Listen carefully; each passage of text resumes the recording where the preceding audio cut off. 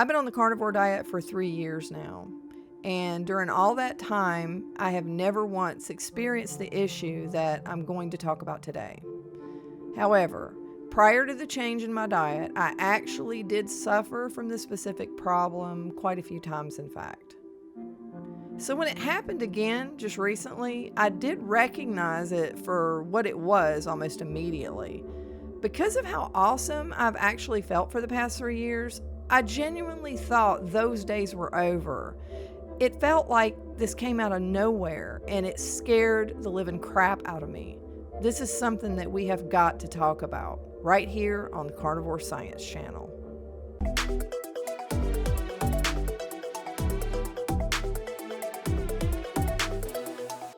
Welcome back to the channel. I have to start off with a confession. Despite having degrees in medical technology and chemistry and spending over 3 decades in the pharmaceutical and medical industry, I recently just made an absolutely brain-dead choice. And that choice that I would never have made before starting carnivore led me to encountering a hidden danger that I, as an educated fool, was completely clueless about. Now, when people talk about the consequences of this choice that I made, they don't typically highlight the specific medical issue that I encountered. But that doesn't excuse my ignorance on this topic. In fact, my career makes my stupidity even more spectacular. So what, you ask, was this mother of all bad ideas I started putting into practice? And not just a one-off, but on a regular basis? Well, I started treating a mandatory human need as if it was optional, like it was nothing more than a pop-up ad that I could swipe away and just choose not to participate. But this requires a little background for context, though. Now, outside of making content here on YouTube, I'm in the middle of writing 2 fiction novel sequels, and I have a full-time career at a medical device manufacturing facility. I've worked as a quality assurance director in multiple pharmaceutical and medical device manufacturing firms for about the past 15 years. I work Monday through Friday, waking up at about 5 a.m., and I leave the house around 7:30 a.m. I usually leave by 5 at night, but a lot of times I'll have to stay till 6 or even 7 to finish up everything. But when I come home, I work on either my novels or YouTube content. A lot of the time, I'll start working immediately after walking in the door, and I often don't stop until like 2 a.m. And that's by choice. I no longer have any insomnia after I went on carnivore, and I can easily go to sleep when I get in the bed, but I have to make the choice to actually get my ass in the bed and turn everything off. What's interesting about carnivore for me is that for the first 2 years, carnivore put me to sleep around 10 p.m. I got really sleepy right when I was supposed to, which was great because I listened to my body and I just went to bed. But in the past year, it's changed some, and while I still sleep great, I now can choose to push past my normal bedtime, where before, when that sleepiness hit, I was going down no matter what I was doing or where I was at. I still go right to sleep when I get in the bed, but now I have the option to keep being stupid. And a lot of time, that's just what I do.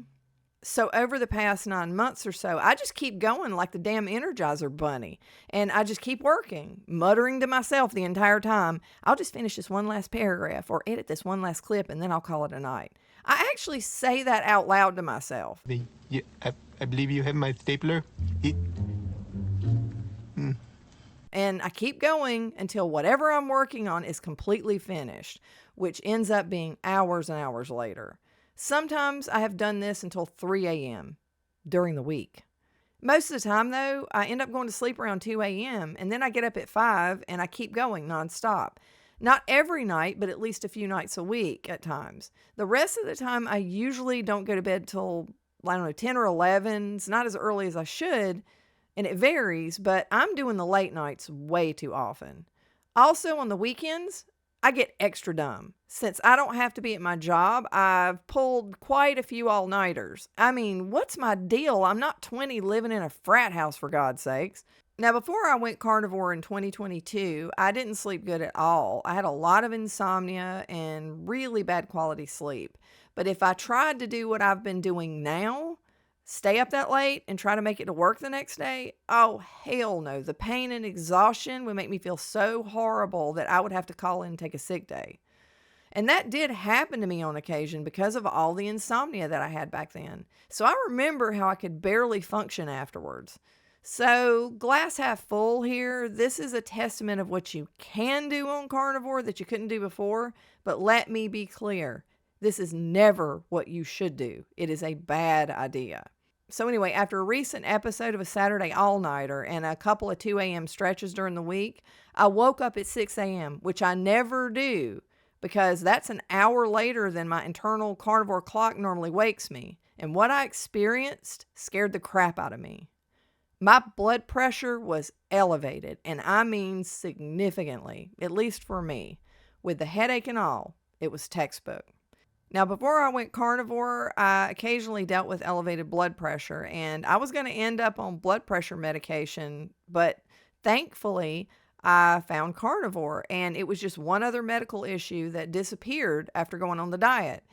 In fact, it was one of those issues that corrected itself within 3 days, which was amazing. But I know the feeling in my body from before. It's a feeling that you don't forget, and it is really scary when your blood pressure spikes. And that morning, it had returned in full force. It wasn't at a crisis level or anything, but it was definitely uncomfortably high for me, and it persisted throughout the morning. It did lessen and finally normalize after a few hours. And before you ask, no, I did not take a reading because my blood pressure cuff at home was broken, but I knew it wasn't insanely high or anything, but it was enough so that I could easily feel it. It wasn't just a headache. This was my cardiovascular system sounding an alarm. My body was sending me a message that something was horribly wrong. I hadn't changed what I had been eating, and the only variable that had been dangerously out of control that I hadn't even considered at this point was the constant sleep deprivation that I had been subjecting myself to. The amazing energy of carnivore gave me the capability to ignore the tiredness, but it didn't protect me from the fundamental physiological damage. My own body was the most accurate monitor that I needed, telling me the truth. After I corrected my sleeping schedule, I didn't have any additional issues with this. And down deep, once I recognized that it is common that sleep deprivation causes this issue, I knew that it was most likely what I was feeling. On this channel, I always say, listen to your body. It's one of my most frequent suggestions. And in this case, I was certainly not doing that at all. Now let's stop talking about my absolute idiocracy of bad decisions and start talking about the molecular and physiological drama that's happening inside my arteries. This is the carnivore science part that you need to be aware of.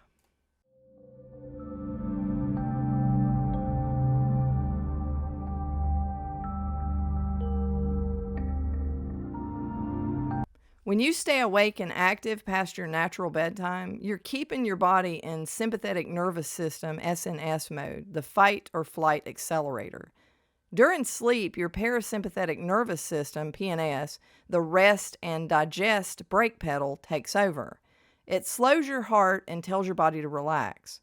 By working until 2 a.m., I was constantly activating the SNS, forcing the release of stress hormones like cortisol and norepinephrine. These hormones are powerful vasoconstrictors. Vaso means vessel, constrictor means squeezing. Your arteries literally tighten up. It's like trying to push the same volume of blood through a narrower hose. This result is an immediate, measurable jump in pressure. My brain thought it was working hard on a video, but my cardiovascular system thought it was running from a bear. Oh my God, I'm going to be killed by a bear!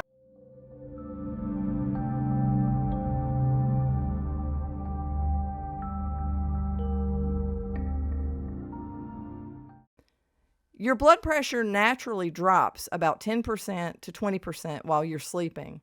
This dipper status is your heart and vessel's mandatory recovery period.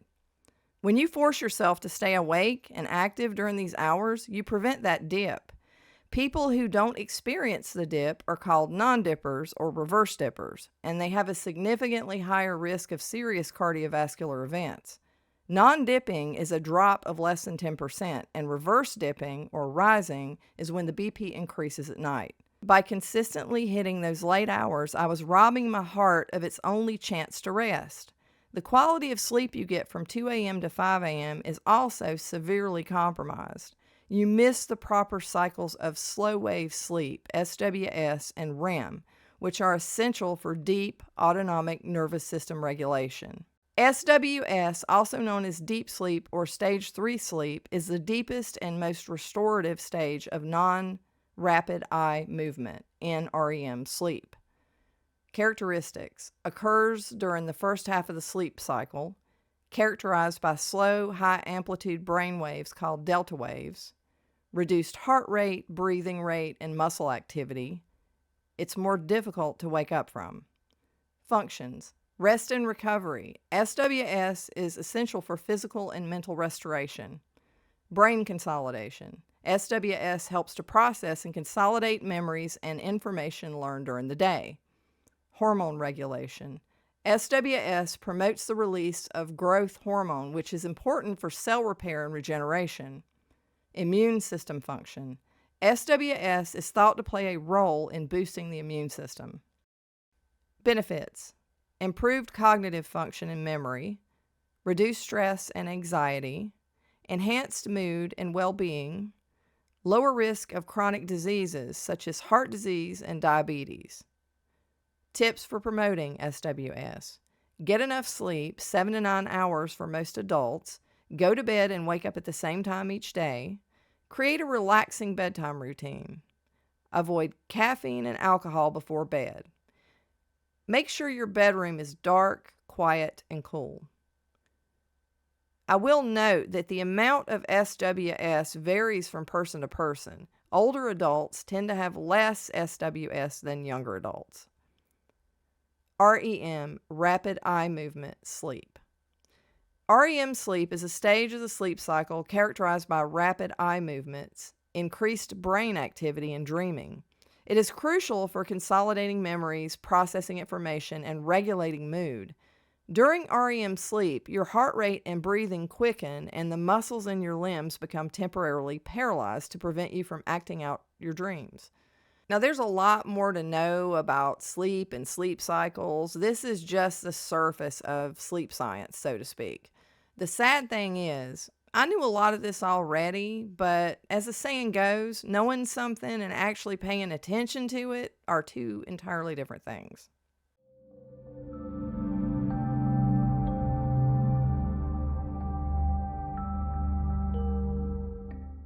Chronic sleep debt leads to two silent killers that override the benefits of a clean, low-carb diet. 1.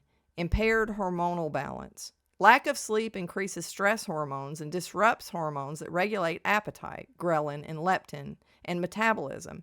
This puts a strain on the vascular system. 2. Systemic inflammation. Sleep is a repair phase. When you skip it, inflammatory markers like C-reactive protein rise. This chronic low-grade inflammation damages the delicate lining of your blood vessels, the endothelium. A damaged endothelium struggles to relax and dilate, meaning those vessels stay stiff and constricted, which solidifies the high blood pressure problem. The bottom line? The carnivore diet is anti-inflammatory, but my self-inflicted sleep debt was a stronger, constant pro-inflammatory signal. A few additional key points about all of this. Forcing yourself to stay awake. While staying awake and active clearly prevents the dip, non-dipping can also be caused by underlying medical conditions like diabetes, chronic kidney disease, obstructive sleep apnea, and certain forms of autonomic dysfunction, even when a person is trying to sleep. Clinical debate. While the association with cardiovascular risk is proven, some recent research and clinical guidelines debate whether non-dipping status is a better predictor of risk than just having nocturnal hypertension, which is high absolute BP readings at night. However, most still agree that both are significant indicators of poor prognosis. The takeaway from this scientific discussion is this: a failure of blood pressure to dip at night is a serious, scientifically recognized risk factor for cardiovascular disease that is accurate and proven. A lot of us talk about knowing the importance of sleep, but we kind of just give it lip service, or we don't practice what we're preaching. When you really see the consequence of ignoring these realities, it can lead to some scary incidents. My carnivore energy masked the exhaustion, but it couldn't mask the physiological toll. What's also crazy is think about a lot of the common first-line hypertension drugs, the ones that work by relaxing blood vessels or blocking stress hormones. My sleep deprivation was the equivalent of me self-administering a vasoconstricting drug like epinephrine, norepinephrine, or phenylephrine. That's just nuts. In addition to all of that, after years of working at different contract research organizations, developing and manufacturing clinical trial materials, I knew that in clinical trials, a consistent sleep schedule was non-negotiable because sleep is a powerful variable. The fact that I, with my background, forgot this foundational medical truth is kind of shocking to me. Of course, I am a chemist, and for years and years and years, I've been reading food labels, and I notice all the crap that's on the labels and all the chemicals and everything, and I knew down deep that it had to be damaging us, but I still kept eating it. That Kool-Aid was just way too tasty. Oh, yeah. Right now, the person that doesn't know who the Kool-Aid Man is like... Now, what I've presented here is specific to blood pressure, but sleep deprivation doesn't just cause blood pressure problems. It can cause a host of other conditions. For example, it can cause indigestion, digestive upset, and so much more. A lot of you out there are on the carnivore diet now, and you probably feel like I do, that it's a miracle that brought us back from the dead almost, as many of us were just barely living. And by that, I mean we had given up finding relief from all kinds of different medical issues, and our quality of life was in the toilet. But we do have to remind ourselves that while carnivore is truly powerful, it isn't a magic shield against being a dumbass and making stupid choices. Sleep is non-negotiable. So if you're burning the midnight oil regularly, or if your carnivore energy is tempting you to be reckless, don't make my mistake. Stop it immediately. You're doing definite damage to yourself, even if you don't feel the effects yet. Have you ever abused your newfound carnivore energy? Do you have excessive late night energy like I've experienced in year 3? Or are you like I was for the first 2 years, where you received the bizarre 10 p.m. transmissions from Planet Carnivore that force you to power down no matter where you're at? Power down immediately or risk full consequences. Have you experienced a blood pressure spike due to sleep deprivation? Let me know your late night confessions in the comments below. I can't wait to hear all about it. And if you like this video, if you could smash that like button, I would really appreciate it. It helps the channel out a lot. And don't forget to subscribe and hit the notification bell so that you don't miss future videos or live streams. Thank you so much for watching, and I will see you guys in the next video. Bye.